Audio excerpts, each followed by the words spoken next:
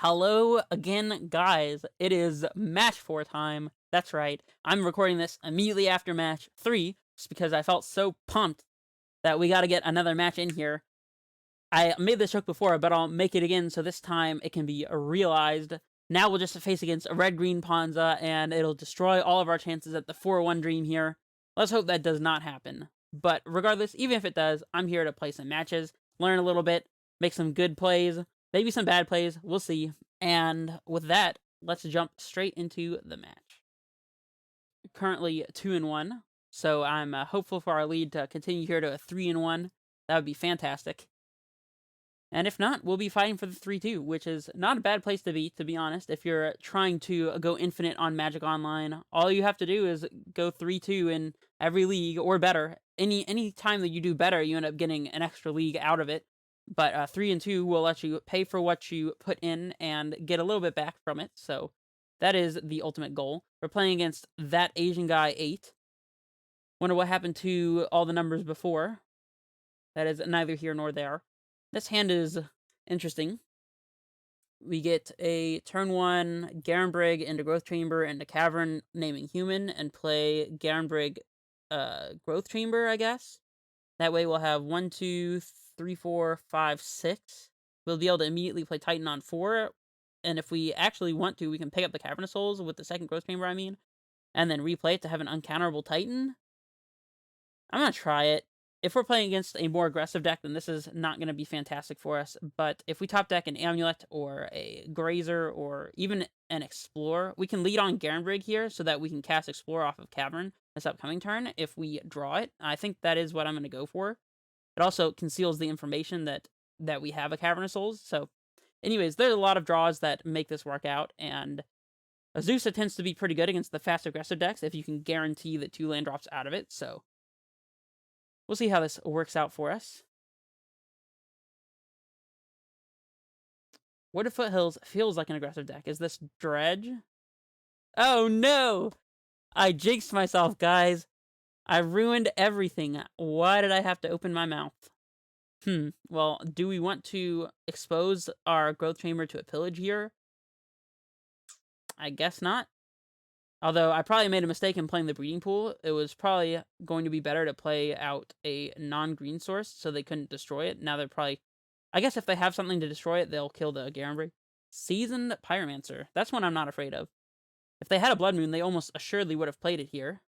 Amulet. Does that do anything? We play Amulet. We play Growth Chamber.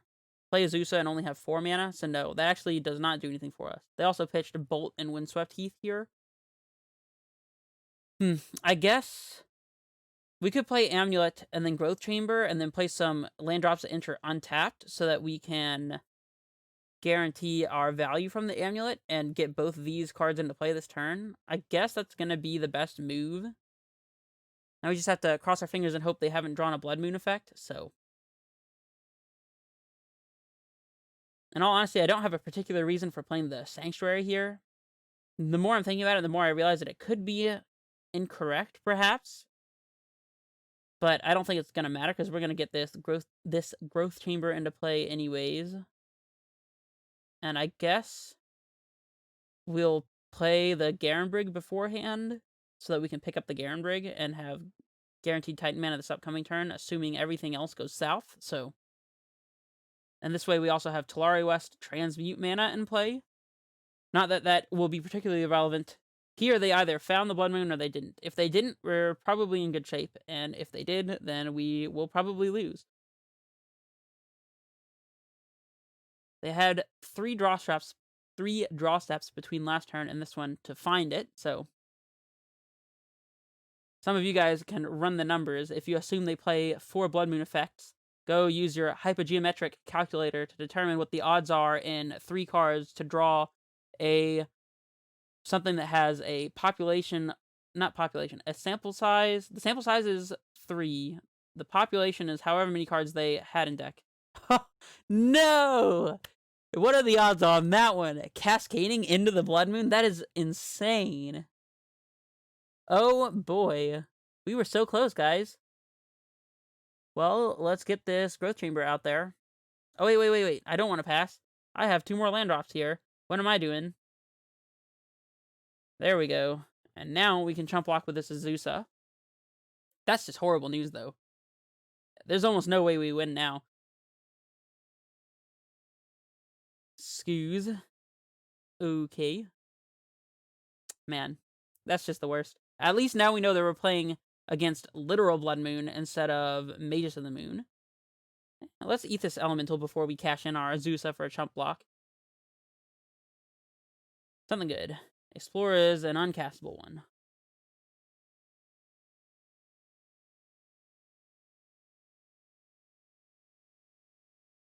We just needed one more turn, guys. We needed one more turn. That's a Chandra. I don't know if that one's beatable either, to be honest. I mean, we can clock it for one. I don't think that's going to be the move here. Let's just absorb the maximum amount of damage here. Yep, I think we are dead. Yep. Let's go to game 2. That was really close, actually. I'm not even mad about that. We had a real shot, and they played their outs, and they got rewarded for it, and that's just good magic to me. We'll bring in all of our things that interact with things that our opponent has, like explosives, force, Rex Sage, Beast Within's even. Dismembers, I think, are fine. We don't know if they're playing Magus. They could still be playing it after all of this. And Baloth, in past iterations against Ponza, I liked Baloth, but now that they play things that kind of brick wall option Baloth, it can be difficult. Like, Baloth doesn't really work favorably against a Glory Bringer, for example. I don't know. Baloth may not be terrible, though. We can try it. We'll see. If I don't have anything else to cut, then the Baloths will be the cut. Tribe Scout seems fine here, actually. Negation, not great. Bog, not great. We might be able to trim a Sanctuary, too, just to play around some land destruction or a Blood Moon or something along those lines. I don't know that I love Grazer either, although getting on the ground fast can be important in this matchup. We can trim 2, though. Tracker seems fine here. Just gotta trim one more. We could trim one Baloth. Don't know about that one. Oh, actually, let's trim a Summoner's Pact, because these can be a liability. And we'll go like this. We'll play first. The double amulet, no lands whatsoever. Actually, this would be an insane draw if it even had a single land. Nah, that's not entirely true, because we need a land and a bounce land. If we were to keep this, then we'd be signing up to draw those specifically, and if we didn't, then we'd just lose on the spot. This seems too greedy to me. We'll mulligan. This hand, on the other hand, is the non-greedy version of the hand we had last time. Actually, no, because both of these are not 1 mana sources. It's kind of awkward.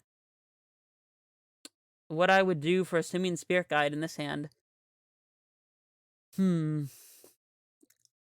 I guess we're going to 5. Alright, this hand has the potential to be the nuts. Double Amulet is not bad. We just need to top deck a bounce land and a Titan. We could also send 1 Amulet down and one of these lands, like the Radiant Fountain.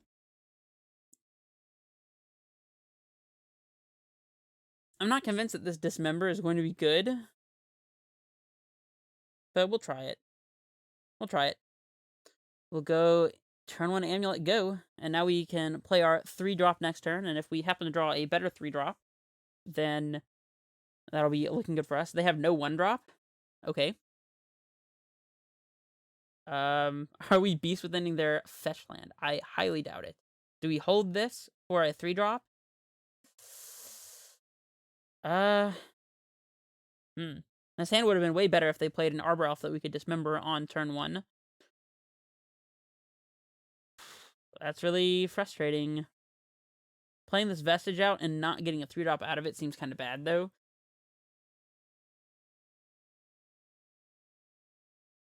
I don't know what our possible draws here are that reward us for playing the Vestige. We sided out all the Explorers, which in hindsight might not be the best plan against Ponza. I think we hold it.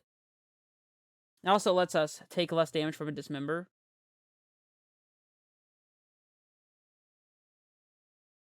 or beast within a land of theirs, if that is what we want to do. We can yield until they're in step, at the very least. There's a Utopia Sprawl, which they must have just drawn. Otherwise, they would have fetched and put it on their land initially. Okay. I think we're priced into beast within the Utopia Sprawl. Yeah, let's try it. It also cuts them off of red, which admittedly, I don't usually like to play towards cutting people off of colors because it's really easy to just top deck out of that.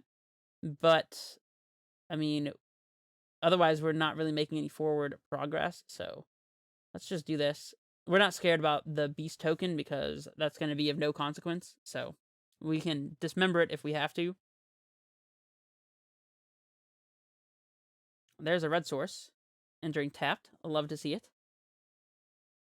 We'll take our damage from this beast. Growth Chamber is not awful. All right, let's get this breeding pool out there. And we'll see if we're dismembering a beast or not. We shall see.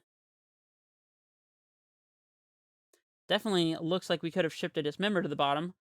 Not that it would have helped us that terribly much. Dismember can also deal with a Clothis, potentially.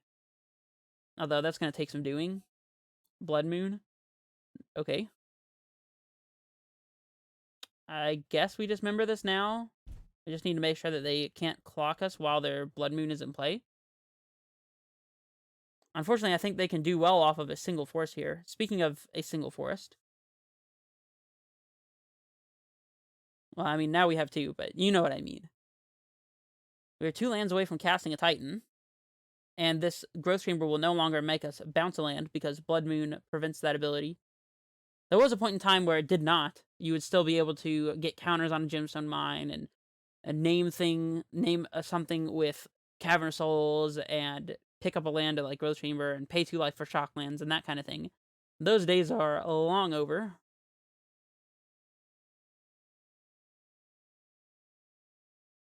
Summoner's Pact. That could get a Tireless Tracker. Then we would be dead to a land destruction effect, which they might already have played if they had it. I'm not sure. I'm kind of into Tracker here. I'm not sure, though. We could also try a Baloth. I'm going to go with Tracker, though. I think packing for Tracker is going to be fine.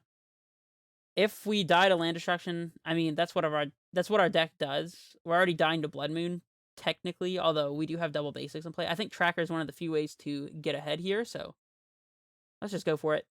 If they punish us, they punish us, and that's all there is to say about it. I totally called this upon myself, though. And I think we're going to wait until the last possible second to crack this clue. Actually, we could crack it now, and they would not be able to stomp our Tireless Tracker. Yeah, let's do it now, I guess.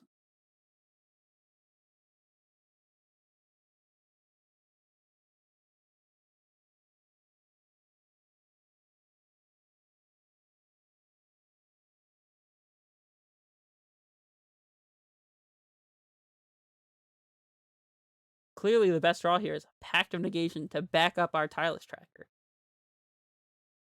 You know what I'm saying? Reclamation Sage is a great draw. Hey, that's the other one I would have pacted for. Other than maybe a Titan itself. So let's cross our fingers, hope we're not dead. And we're dead. Great. Fantastic news. Alright, let's good games our opponent. And concede.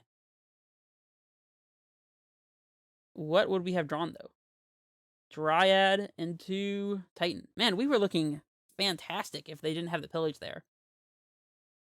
Alright, well... I have to say, I feel a little silly after making that joke in the intro. It definitely came back to bite me. But we still have one more match, so things are not over yet. Whether this match result is 2-3 or 3-2 or 5-0 or 4-1 or 1-4, I will still post it, and you guys will see it and enjoy it with your eyes and ears. And with that, I will say, if you enjoyed this video, if you learned anything from it, got some enjoyment out of it, maybe some zen or peace of mind, then go ahead, leave a like, comment, subscribe, all that good stuff. I make this content on a regular basis, every weekday as of current. And yeah, we don't fret losses over here. I will see you guys for match 5. This is Redface Menace, signing off.